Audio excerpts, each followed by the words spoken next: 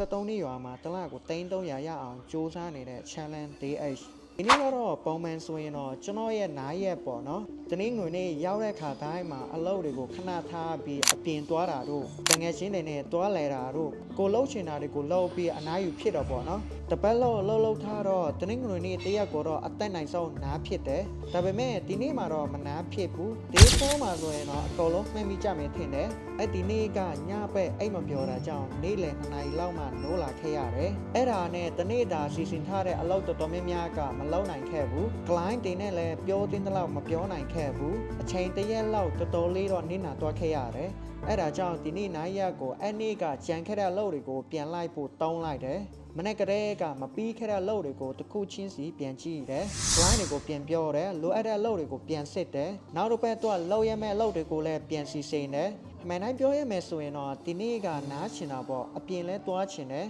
တပတ်လုံးလှုပ်ထားတော့ခဏလောက်ဘာမှမလုပ်ပဲနေချင်တာလည်းရှိတယ်ဒါပေမဲ့ day 4မှာကိုယ်တိုင်ဆုံးရှုံးထားတဲ့ချိန်ရှိနေတော့ဒီနေ့မှာပြန်ဖြည့်ဖို့ဆုံးဖြတ်လိုက်တယ်ဒါပေမဲ့ပြတ်တော့တဲ့အလုပ်တွေကိုပြန်မလိုက်ပဲဒီတိုင်းထားလိုက်ရင်နောက်ရက်တွေမှာပါတဖြည်းဖြည်းစုပြီးနောက်ကျလာမယ်အဲ့ဒါကြောင့်ဒီနေ့မှာတော့ကျွန်တော်အနေနဲ့မနာဖြစ်ခဲ့ရဘူးပြီးရင်တော့နောက်တစ်ပတ်ကျရင်အလုပ်ကျွေးမရှိပဲပြန်ဆချင်တယ်အခုဆိုဒီ challenge ရဲ့ပထမပတ်လည်းပြီးသွားပြီမနေ့ကစပြီး week 2ကိုဆက်စူးစမ်းသွားပါမယ်ကျွန်တော်ကတော့ထက်မြောင်မှာ challenge day 9မှာပြင်ပြီးတော့တွေ့ကြပါမယ်